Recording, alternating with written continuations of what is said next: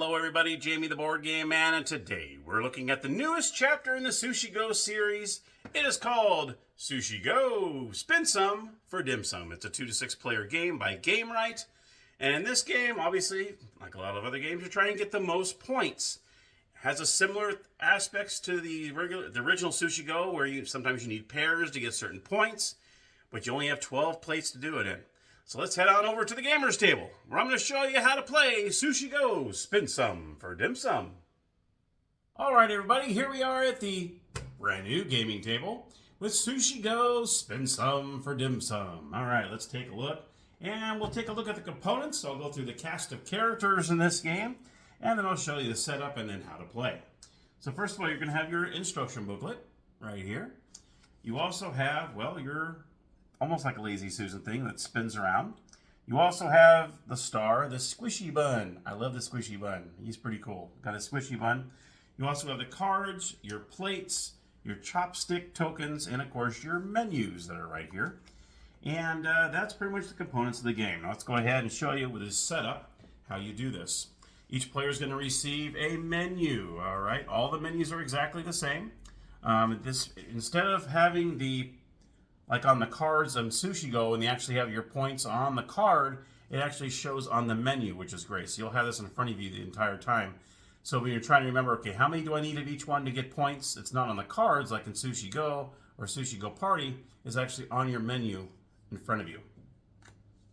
So each player is going to go ahead and take a menu. Let's go ahead and I'll do a 3-player here. We'll grab this, this, and this. We'll have 3 different players play here. Put the remaining menus back in the box. Okay. And then what you're going to do is each player is going to have a corresponding plate color. So I'm going to have this plate. You're going to place it right in front of one of these baskets. And that will be kind of like your home basket. Okay. So blue would go here. Let's get a red plate. We'll put the red plate right in front of, let's say we'll put it in front of this one. Okay. And then the purple, put it right in front of this one. All right. That way you know which basket will be yours. Okay. All right, and these will go back in the box. Next step, everyone's going to receive 4 of these chopstick tokens. Excuse me, 1, 2, 3, 4. Everyone's going to start with 4 of them, and you just put them in the upper right-hand corner of your menu here.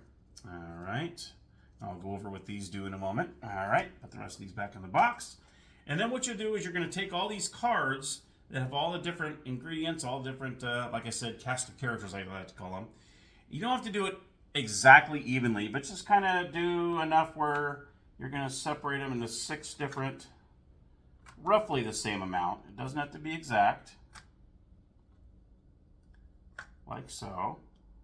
I think I put too many in this one. And you're just going to try to eyeball it as evenly as you possibly can. That's pretty much all you really have to do. Okay? Let's put a few more in here. Okay. And, oh, I'm sorry. I'm supposed to put them face up. So you put them face up like so. Okay. So you put these face up. And you don't want to try to see what's on, like underneath on any of the other cards. You just want to see the top cards. There we go. Okay. So you put them face up in there. Sorry about that. Okay. Now let's go ahead and go over these little characters in this game. You have the small sesame ball. Now, he is worth 1 point each. So if you get one of these guys, you automatically get 1 point. Then you get the large sesame ball. These guys are worth 2 points each. Then here you have the chive dumpling. You get 4 points for each set of 2. Okay, so that's what happens with the chive dumpling. Then you have your egg tart. These are ones that it accumulates. So it depends on how many you get. So for instance, if you get 1, you get 1, you get 2, you get 2, 3, you get 5, 4, you get 9, and then 5, you get 15. So it's almost like the little dumplings in the original Sushi Go. Then you have shrimp dumpling.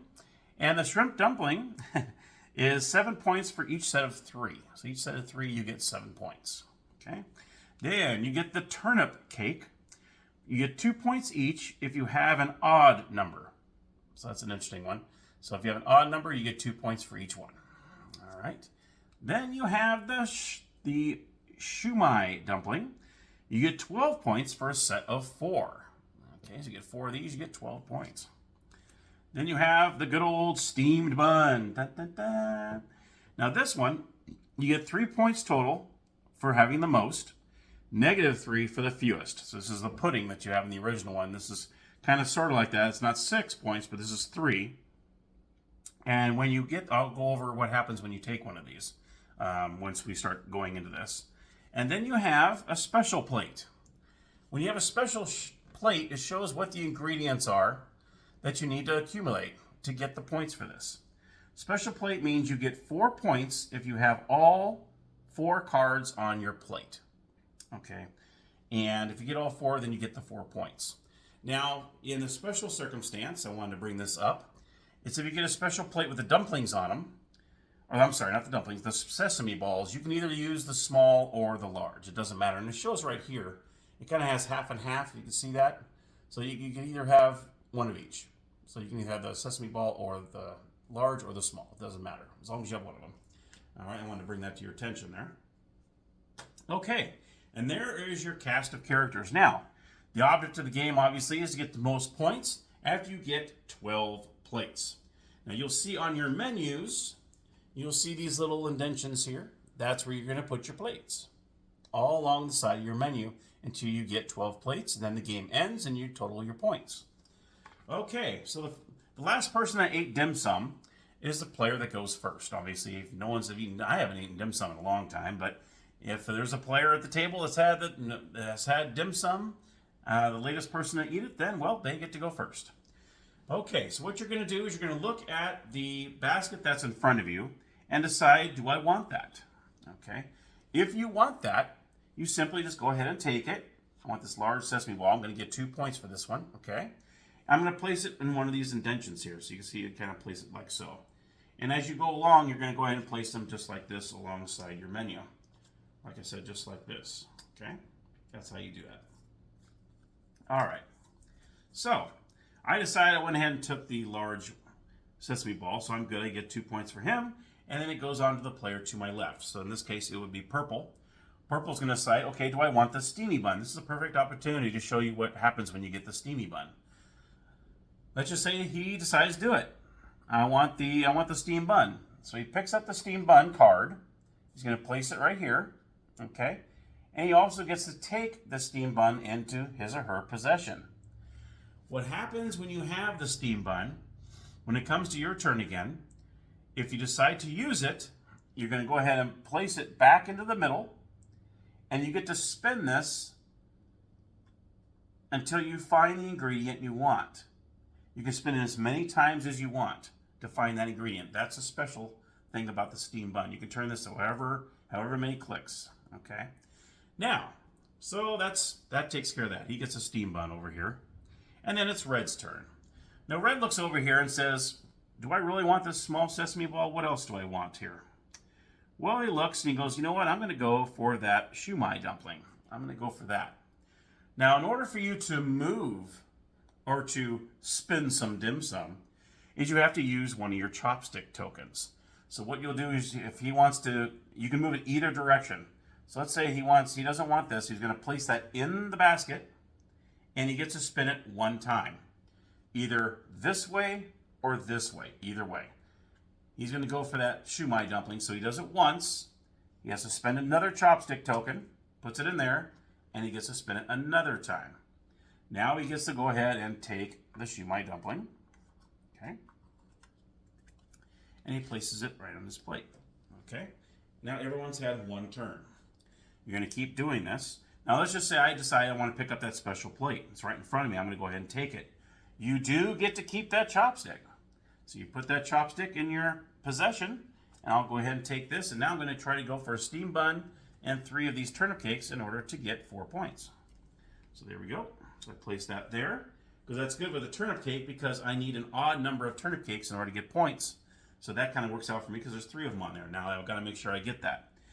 Now on these ones, if you do not fulfill them, you do not get negative points for them. So that's one thing you can, if you just didn't do it, you didn't do it. Just like in Sushi Go. If you didn't complete it, you don't get the points. So there's no negative. The only time you get the negative, obviously, if you have the least amount of steam buns in your possession.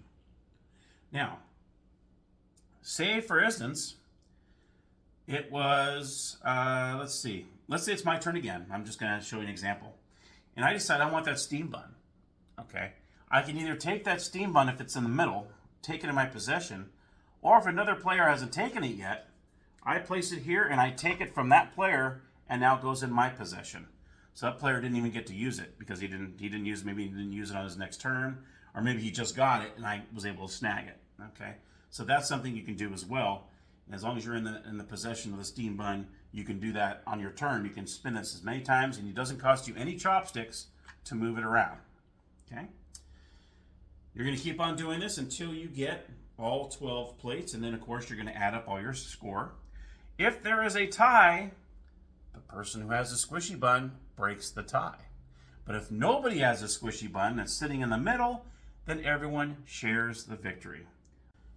Now I do want to say that if you do run out of chopsticks, well, you have to take whatever's in that basket in front of you. So you definitely want to make sure that you keep in mind how many chopsticks you have, because sometimes you might have to, try to go for one that has a chopstick in it or something. You never really know. Or maybe there's a plate in front of you don't really want, but maybe it has 2 chopsticks in it and you probably need those. You might just have to play it just to get those chopsticks to move later on. So that's something you want to keep in mind, is if you don't have any chopsticks, you can't move this and you must take what's in front of your plate. All right. And that, my friends, is Sushi Go, spin some for dim sum. So let's head on up to the game room and I'll give you my final thoughts. All right, everybody, my final thoughts on Sushi Go, spin some for dim sum. It's a pretty cool little game. I like the game. I like the squishy bun. He is so cool. Squish, squish, squish. It's addicting to squish this bun. Okay, get rid of the squishy bun. Get him out of my hands. It is a fun little game. It's light, just like Sushi Go Party. So, I mean, it's pretty light. It's a lot of fun. I would say that the best thing about it are I like the menus, because the menus have the points on them. You can look at the menu and it has all what you need on the menu. It's almost like a reference card practically. Where on the Sushi Go and Sushi Go Party, you have to look on the cards. Okay, how many do I need of that? Okay, I need 3 sashimis to make 10 points. Okay. This one, you don't have to look on the cards. You don't look on the thing. You look right at your menu the entire time, and you know exactly how many points is for each, how many you need of each one to get points. That part I do like, is right in front of you the whole time on the menu. So that's cool. I do like that part. The cards are really flimsy. I mean, especially when you're taking them out of the bins there, you want to make sure that, I guess if you bend them, I guess it really doesn't matter because they're face up. So it's not like you're blindly picking something and you don't know what it is. Like in a lot of games where if you bend a card, it would kind of ruin it because you know what it is. Well, in this case, it's kind of like, okay, well, I already know what it is. It's face up, but just got to be a little careful taking them out of there. I mean, I know that luckily they have the area where you can kind of put your thumb and lift it up. So it makes it a lot easier. You're not like putting your hand in there and having to do like a crane on those the things.